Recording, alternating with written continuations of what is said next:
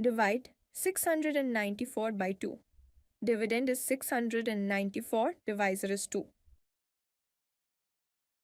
You already know by now, we divide, starting from the leftmost digit of the dividend towards right by the divisor.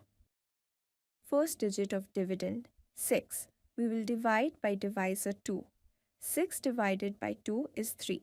Write 3 in quotient space. Write 3 into 2. 6 below 6 of dividend. Subtract 6 minus 6 to get 0.